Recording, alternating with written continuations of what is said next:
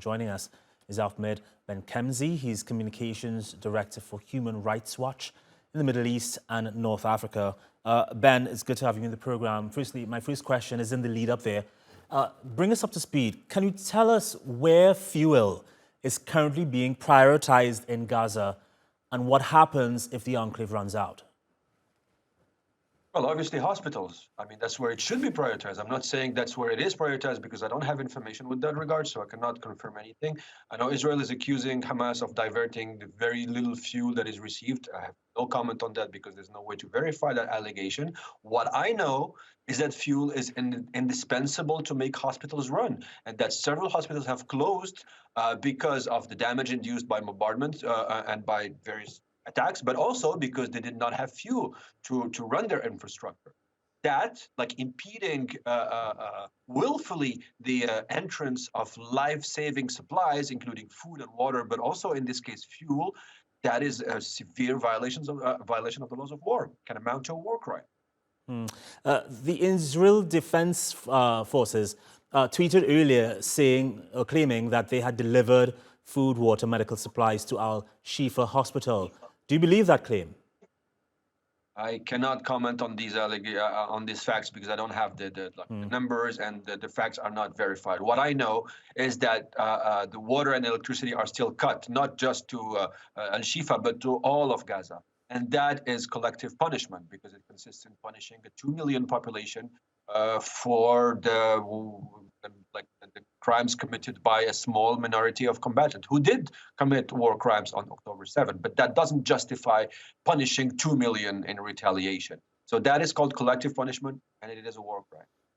Ahmed, we spoke earlier about people wanting Israel as well as the US President, Joe Biden, to face the International Criminal Court for war crimes. Do you see strong evidence? Do you think there's a strong case to be made for both of them, granted they aren't members of the ICC? Absolutely. There is a strong case to make for a war crime of collective punishment, that is for certain. There is a strong case to make for also war crimes committed by Hamas, as I said earlier, when they killed and abducted civilians.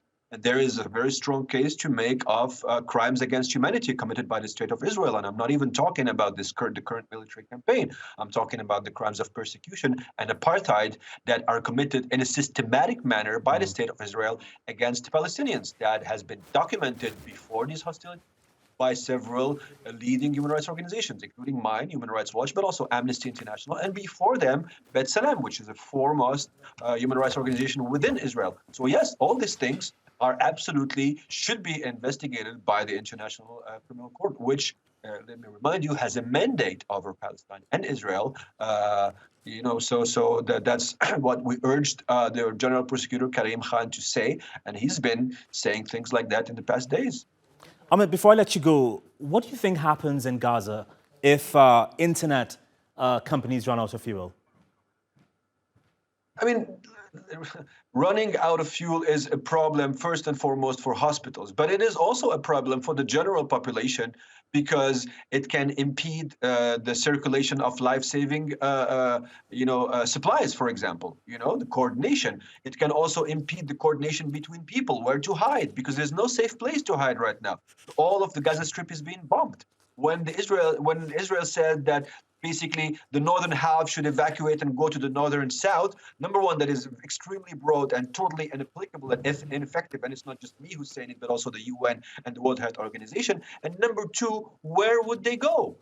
To go somewhere safe, that requires having, number one, safe places, and that also requires coordination. If there's no internet, how do you want people to coordinate? So there's a lot of consequences on the safety of civilians from such a sweeping ban, and that is why it should be lifted. Otherwise, there's a grave risk of committing serious violations of the laws of war.